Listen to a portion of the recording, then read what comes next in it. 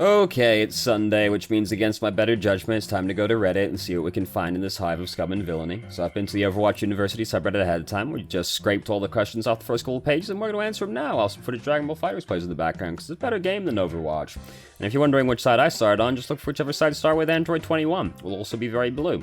So first up, during the animation period of Rock Throw, does the rock created block incoming damage to Sigma's body? God, I wish it did, but sadly no. It's just the startup animation. It doesn't functionally do anything, sadly. There you go. Next up is how to deal with Mei Reaper as a tank in low ranks. So, ideally, your teammates help you, but we're talking low ranks, so we'll assume that nobody's helping you. So, if we're talking Mei, the best one you're going to be able to do is basically Orisa. You could do Roadhog, but this is based around killing the Mei. And if you're trying to kill a 250 health hero as Roadhog, especially Mei, right? She's got an ice block if you don't kill her in one go. You gotta get like the right click in, the right click hook, left click melee, and both shots need to have been good. That's what we're banking on here, pretty much, on actually killing the Mei. So, not necessarily guaranteed. Orisa's gonna be your best bet because you can shield dance with the Mei, and you've got Fortify in case something bad starts happening as a backup. That's kind of it. And if we're talking Reaper, Orisa's also a good one for that because you have same deal. You can do your shield dancing, got Fortify, blocks a lot of damage. Got Halt to help you. Also is another one with Orisa, good for both. If we're talking Reaper, you could also do Sigma, because you can shield dance just like Orisa can. You've got Kinetic Grasp to absorb a bunch of shots, that's going to give you some shields, then you can throw the rock at him, and hopefully by that point your team has noticed that you're in trouble and they help you, or maybe you've been able to kill Reaper. If you focus on the Reaper ahead of time, you might be able to kill him off of all of this, but, you know. A Sigma can't do shit against Mei, though. So if it's both of them in a match that are giving you trouble, do Orisa. That's basically going to be your only bet. You can also do Roadhog for Reaper, but same deal, you know, 250 health hero, you've got a right-click hook, left-click melee, and it's gotta kill him. If that doesn't kill Reaper, you're gonna die to Reaper. So, but if it's both heroes in the game, Orisa's gonna be your best bet. But if it's just Reaper, Sigma can do fine. Yeah, those are basically your only options, because no tank is particularly excited to be playing against these heroes, right? Reaper counters tanks, so that's always going to be sad for you. And Mei, we know about Mei. We know the problems associated with killing Mei. And this applies still to tanks, so, you know, life is hard sometimes. Really, your teammates need to help you with these heroes, but if you're in low rank, even if you're not in low ranks, it's gonna be a hit or miss experience. So, it's about the best you can do, though, sadly. Pretty much you have to, like, really focus on those heroes as well. You can't, like, ignore them for any period of time, or you're gonna get, like, clapped out of nowhere, so it's about the best you can do, unfortunately, you know. Sorry. So, next up is what to do when you are being hard focused. Now, this question was specifically in reference to doing well on a DPS hero, because they were talking, advice you get given all the fucking time is just solo carry the team, forehead, it's easy. And they were saying, well, I started being able to hard carry, but now they're just, like, hard focusing on me. What do you do? And they played, like, flankers and, Zarya.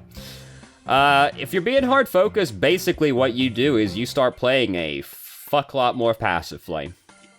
That's basically what you do. If you're playing a flanker, you can just basically disappear, vanish for a little while, wait for the team fight to start, then come out, because at that point they're not going to be thinking about you as actively. They're going to be thinking about, like, the team fight that's happening instead. It's so upsetting that Kid Goku has, like, this ending. It's so fucking good. But he's God's mistake. What was I saying? Oh yeah, you can, once the team fight starts, you can then pop out and, like, pick a fight again, because at that point they're going to be worrying about more than just you. They're worrying about the team fight, so then you can pick off the distracted people again. If you're playing Zarya, just play a lot more passively, basically. You're doing, you know, be real sure if you're going to go out there and try to do something aggressive that you're not just going to get clapped immediately for doing it. And that's pretty much it. Like, if you're being hard focused, you're going to need to play a lot passively, consider changing heroes to one that's harder to hard focus, you know? If you're playing a flanker, you can change to a more long-range hero. You could try changing to a sturdier flanker, like Doomfist or Reaper, stuff like that. But outside of that, like, if you're getting hard focused, like, there's not a lot else you can do. You're gonna have to just play a lot more passively. Yeah. Sorry, there's not a better answer for you in there, but sometimes life is difficult and you have to play like a bitch. Because if you don't play like a bitch, someone's gonna make you into their bitch. And we don't want that. If we're gonna be someone's bitch, let it be our own bitch. Don't be anybody else's bitch. So there you go. That's it. Very simple question so far, honestly. Next up is, how do I deal more damage as a DPS given all the barriers? So, Reaper and Doomfist are popular right now for a reason. And it's because these heroes can flank around the barriers. They're sturdy, they've got good escapes, they've got self-sustain. Reaper's got self-sustain. Doomfist also has self-sustain because of the barriers, but I mean, he just gets in and out, no problem, pretty much most of the time, you know? And they do, like, a lot of damage when they get on people, right? Mei, similar deal. And then, like, outside of, like, Doomfist Reaper, what else do you see right now, right? You see Mei and you see Symmetra. Mei is a similar deal, but you're not flanking. You're just, like, running in there and bullying people and, like, splitting people up in the fight. Symmetra, you're teleporting your whole fucking team past the barriers. Or you're standing in front of the shield going zzz, sick, I'm gonna tear through their whole team now, right? Like, these are the popular heroes, right? DPS heroes for a reason, and it's because they do well in a double barrier situation, because they can either circumnavigate this situation, or if they can't get past the double barriers, they can just tread water with them and get to a point where they no longer have to care, right? In the case of Symmetra. And, like, that's kinda it. Otherwise, like, you're really hoping someone makes a mistake outside of that, really. Like, if you're playing, like, Ashe, McCree, Widow, Hanzo, like, you're hoping someone fucks up, right? You're hoping one of the tanks makes a mistake and their barriers break. You're hoping a DPS or a support strays out of line. You're hoping something like that happens so you can actually get a pick. Because if they don't fuck up and you're playing one of these heroes, there's not much you can do other than sit there shooting away at their shields, using what abilities you can. And, like, you can try and go for a soft flank where you get a different angle. But the thing is with the double barriers is you go around the one barrier and then Sigma just goes no and puts the shield right in front of your face, right? So you can't even do that as easily right now. So, you know, that's why heroes like Reaper, Doomfist, Mei, Symmetra are popular right now. They do particularly well in this environment. You know, Bastion can as well, because, you know, same deal, you can shoot through those barriers, no fucking problem, dude. Bastion don't give a shit, right?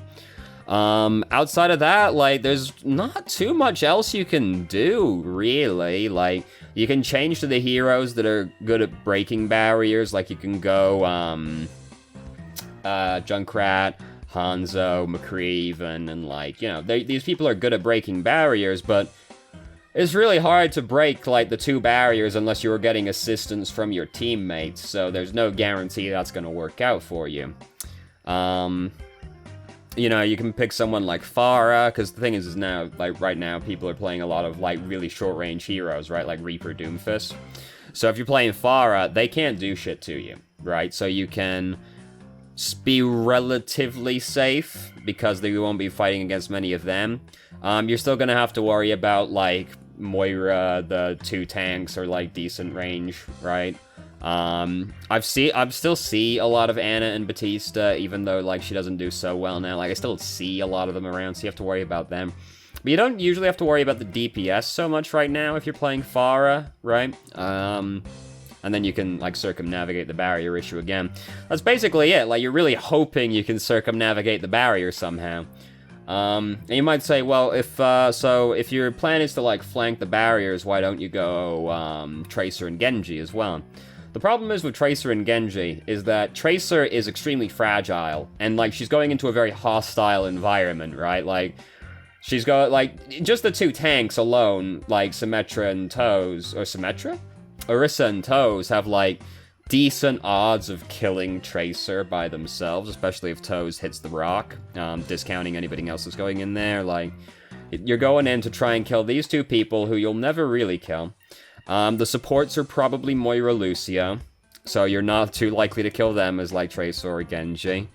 And then the DPS are probably Doomfist Reaper, Doomfist Mei, something like that. You got no hope of killing them, so Tracer, you feasibly die to a lot of these people. You're gonna have a hard time killing them, and Genji, same deal. Like, Genji doesn't do enough damage to credibly threaten these people.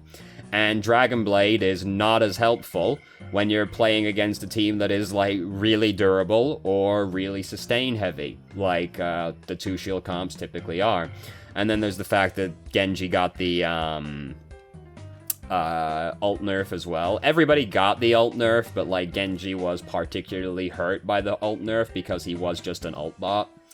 So that's why they don't do so well compared to Reaper Doomfist. Reaper Doomfist, they just do a lot more damage to these sturdy heroes, and they are way less likely to die, basically. That's pretty much it.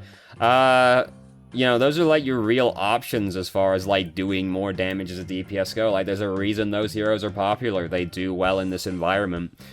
The next best ones you're gonna be, like, snipers are gonna, like, Ashe, Widow, and Hanzo are potentially do better than others because they need less of an opening to get a pick on somebody, right? Someone like McCree, you need to hit the person a couple of times to kill them.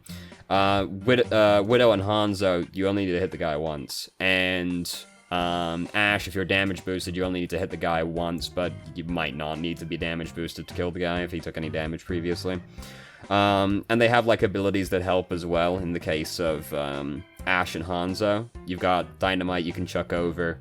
You've got Storm Arrow as Hanzo. You got Sonic Arrow as well, which helps you get picks. And then both of those both their ultimates are, like, very threatening. They usually prompt some kind of response from the other team, like they need to do something to get out of the Dragon and Bob, so it can help create an opening.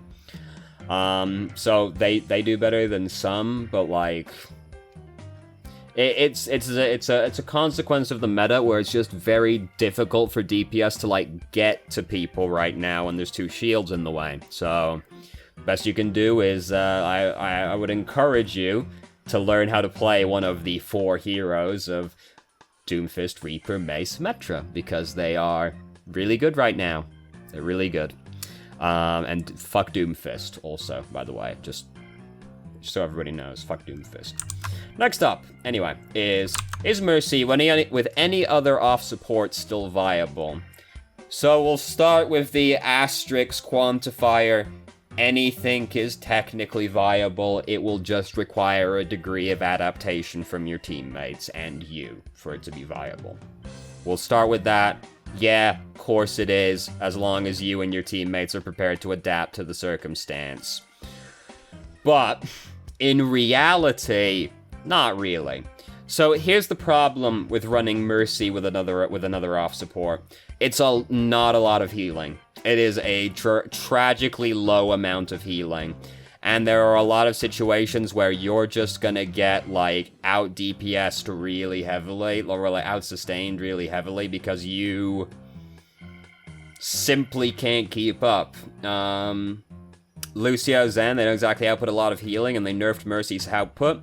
Mercy was never, like, the highest healing output healer anyway, really, except for when she was the only main healer in the game. Good old days right there.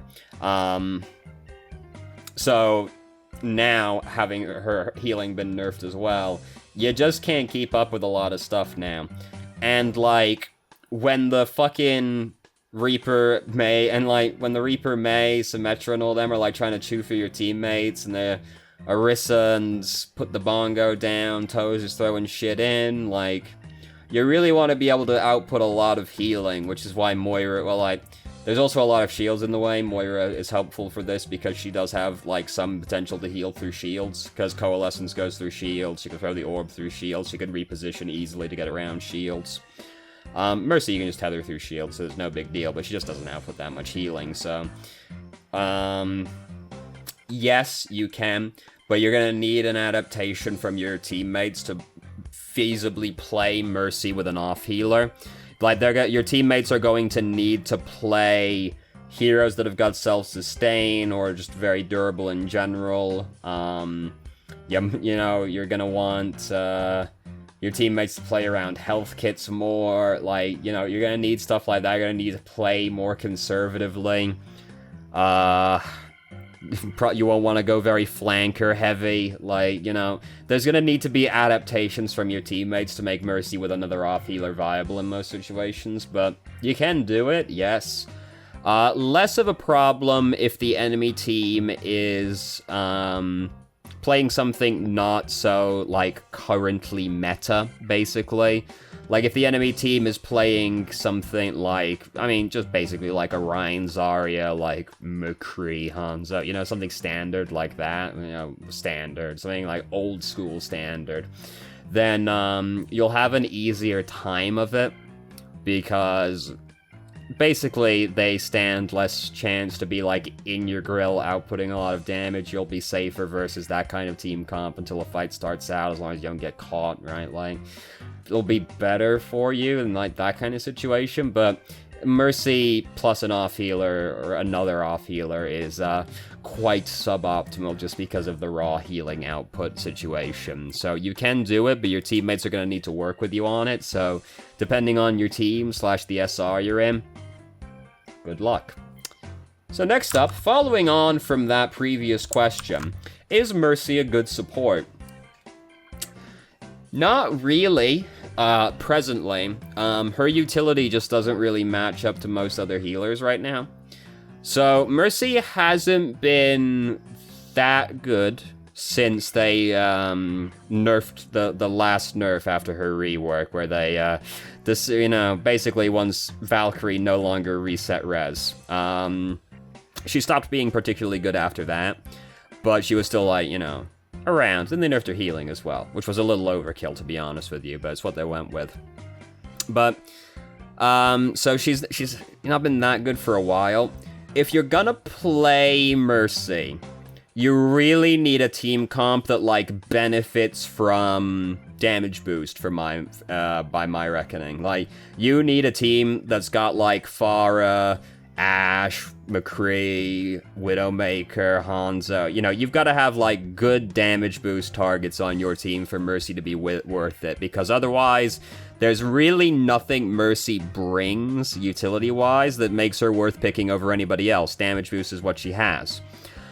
She's got res, but, like, res is not exactly utility you always have access to.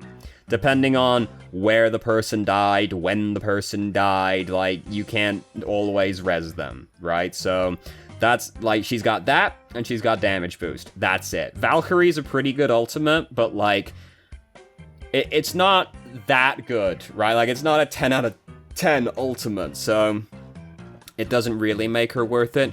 She just brings less to the table than, like, Moira, who brings sustain, or, like, big heals, survivability, the ability to, like, output big healing through shields as well. She doesn't bring really high value cooldowns like Ana and Batista do.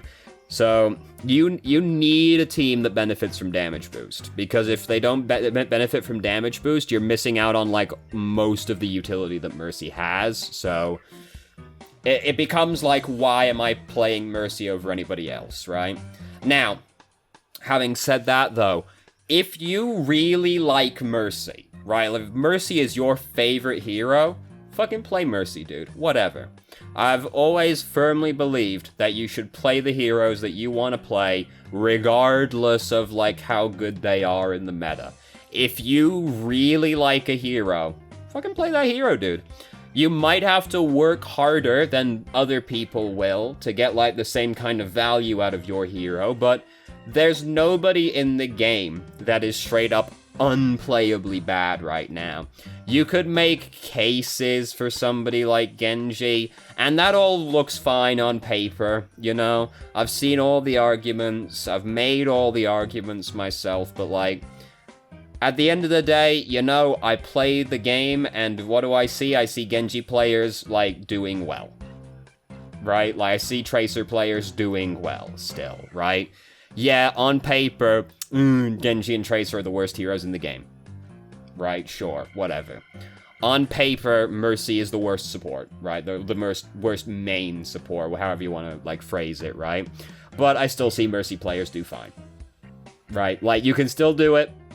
You might have to work harder than someone else would. If you want to play Genji, but, like, you're gonna have to work, you go for that, but, like, you're gonna have to work harder than, like, a Doomfist player is to get the same kind of results, right? You know, that's how it's gonna be. But if you love Genji, if Genji is your jam, you do. You play Genji, you play Mercy, you play whoever the fuck you want. We are playing a video game at the end of the day. We are supposed to be enjoying the time we are spending playing the video game. So you play whoever the fuck you want to play. You do you, champ. You might have to work harder than some people, but fucking you do it. Whatever. Follow your dreams. No one is completely unplayable. No matter what Reddit tells you, nobody is completely unplayable. So there you go. Short answer, no, but you do you. If you like Mercy, you fucking play Mercy, dude. More power to you. Following on from that, is it even possible to play Rhine nowadays? Yeah, it is actually. Following on from the previous statement, you know? Yeah, on paper, Rhine can't fucking compete with all of with the current meta, right? I have been playing Reinhardt, and I still do better on Reinhardt than I do on Toes and Orisa, like, every game I play. Because I am better at Reinhardt than I am at Orisa and Toes. Toes I just haven't put enough time into to be really good at yet. He's relatively new. Orisa, I've always hated, and I've never been good at her. So this is not a new development. So I'm better at Reinhardt than I am at the other tanks, the other healers. And so, consequently, I do better on Rhine than I do on the other two, despite playing against those comps that Reinhardt should lose to 100% of the time, according to the meta, right? Funny that, it's almost like player skill with the hero matters more than most things, really. At the end of the day, player skill greater than everything else. Like, say, if somebody is, like, good for the team, like, composition meta-wise, but you don't know how to play that hero, don't play that hero, dude. You don't know how to play them. If you don't know how to play them, you're not going to be able to take advantage of the reason that they're good as a meta pick, right? If somebody on the enemy team would be, like, hard countered by somebody, but you don't know how to play that hero, don't switch to him. You're not going to be able to hard counter him if you don't know how to play that hero, so there's no point doing it. Player skill greater than all else. So yes, it is still possible to play Reinhardt. You're going to have to work harder, and for Reinhardt, that essentially means playing more decisively.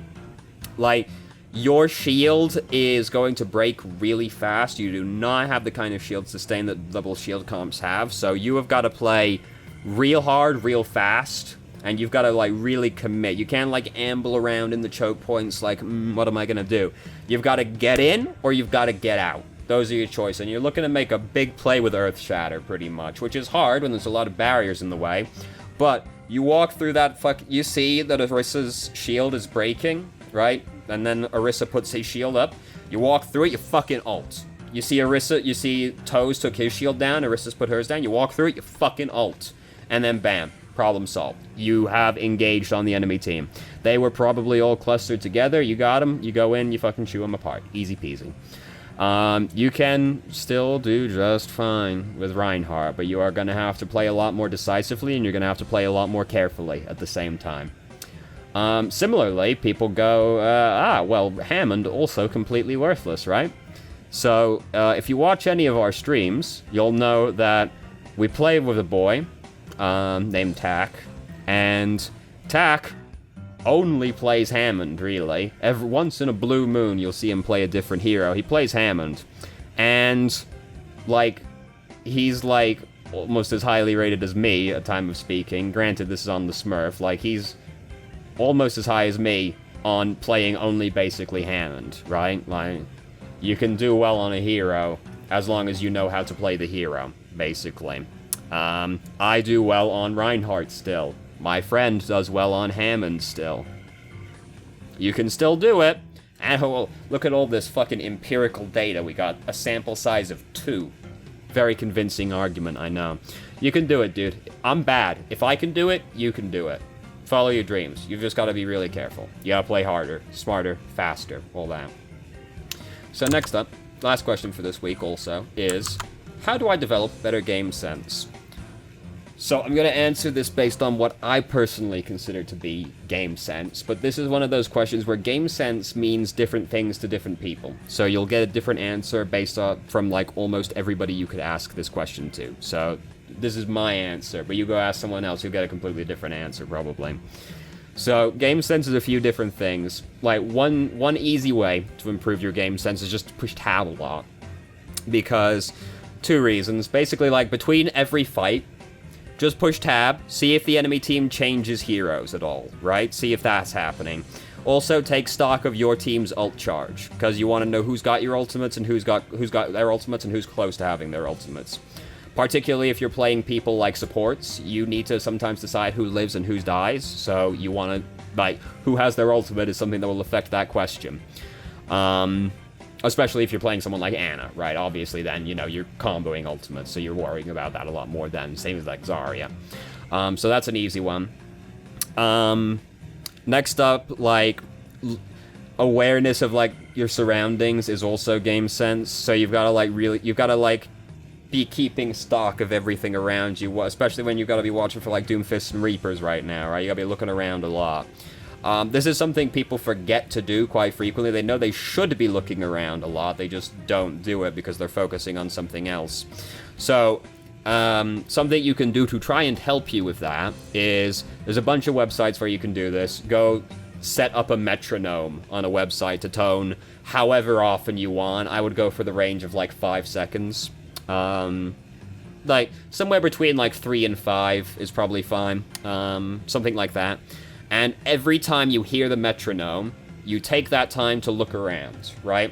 Unless you can't, because you're doing something kind of serious at the moment, you know. Like, if you're fucking in the middle of a fight, you might be a little bit more interested in that than checking your flank right now. But, you know, try, when you hear the metronome tone, as long as you're not doing something extremely important at the time, just look around. Check the flanks, push tab, check your team's ultimates, you know, take stock of where your teammates are, how is everybody doing, you know, does anybody, you know, want some refreshments, you know, anything like that. Just take stock of the situation around you when you hear it tone, and that'll help you. And then the theory goes that eventually you won't need the metronome anymore because it will just become second nature and you'll just check instinctively. So this is something I don't have to worry about anymore because I've played, like, this kind of game enough where I don't need to be reminded of these things. Just every couple seconds I just look around on instinct, right? You'll get there as well. It's just a matter of practicing it, right? Everything, a matter of practice. You'll get there, but that can help, like, get you in the habit of doing it at least. What else? So ult tracking, ability tracking is also game sense. This is something that people tend to overthink a lot, especially in terms of ult tracking. You can boil it down, like, pretty simply, really. For me, there's, like, 2 categories of ultimates. There's fast-charging ultimates and there's slow-charging ultimates.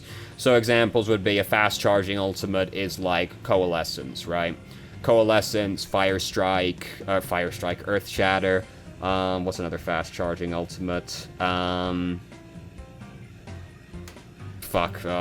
Oh god, Nano Boost, right? Like, these are kind of fast-charging ultimates. You can expect a fast-charging ultimate to be built up over the course of one fight. If a fight happens and they don't use their fast-charging ultimate, they have it, in all likelihood, right? If they don't build it up during the fight itself. If you're playing like Moira, it is very feasible you'll get your ult in the very first team fight of the game, but if they didn't use it during that team fight, if they got a fast-charging ultimate, they've got it.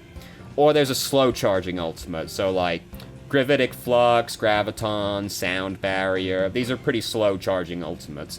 These are going to take a couple of fights usually to build up, assuming that assuming the fights are relatively even, right? If the fight is kind of a shit show one way or the other, this is going to skew it. If they got absolutely wrecked, it's going to take an extra fight. If you got wrecked, it's going to take one less fight, you know, something like that. But you can kind of just, like, break it up a little bit like that.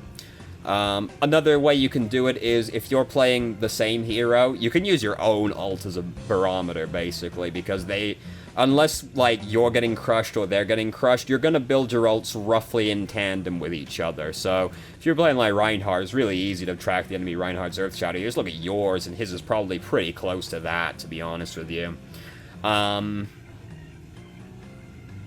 Yeah, so that's an easy way. And then you can try, like, once you get, like, a little bit more accustomed to, like, tracking people's ultimates, you can get a little bit more specific with it. You can start checking for, like, start keeping track of things like, did the enemy Reinhardt's Fire Strike cleave through, like, half the team? In which case, he built a lot of ult charge off that one, so he's going to be building it a little bit faster.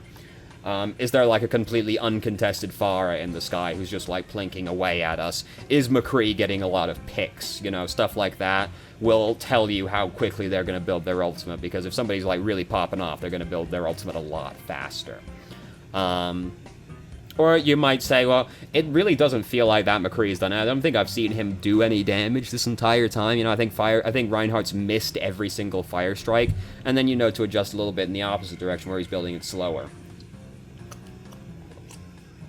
Sorry. So, like, you don't need to, like, massively overthink the ult tracking situation. It's not really that complicated. It's I think this is one of those aspects of the game that people, like, really outthink themselves on. It's kind of straightforward, really. It's just, like, people start bogging themselves down with, like, a bunch of extraneous information they don't need to worry about. Like, fast, slow is basically all I worry about. Unless I'm playing Reinhardt, in which case I'm tracking the enemy Reinhardt's ult a lot closer than that, but that's kind of all I worry about, really. Like, and just like, have you seen the guy ult recently? Like, you know, have you seen him ult? If you haven't seen him ult in a while, he probably has it, right? Like, if a minute has gone by and you haven't seen someone use their ultimate, it's safe to assume that they are getting close to having their ultimate if they don't already have it. Because, you know, if they got a slow charging ultimate, it might take a little bit longer than that. But, like, if you're unsure, you know, if you haven't seen them ult in, like, a minute and a half, just at that point start assuming they're very close if they don't already have it. And you'll usually be pretty correct. Like, you can kind of you can, like, estimate pretty close in a lot of these situations. And then, like, the other thing for me, game sense-wise, is ability tracking. And this is another one of those things where, like, people kind of outthink themselves. Because it's a question I see pretty commonly. How do you get good at tracking abilities? And the answer is, it's not feasible to track every single cooldown in the game at a time. You got 6 heroes, you got 6 heroes each team, and each of those heroes has got, like, at least 2 abilities. So we're talking about tracking fucking, like, 24 abilities plus ultimates over the whole game, right? Like, it's not feasible. You don't worry about it that much. You don't worry about tracking, like, every single ability in the game. You decide what the most important abilities are, and you track those, basically. So really obvious examples. You track the hook. You track, like, sleep dart, bio grenade, the lamp.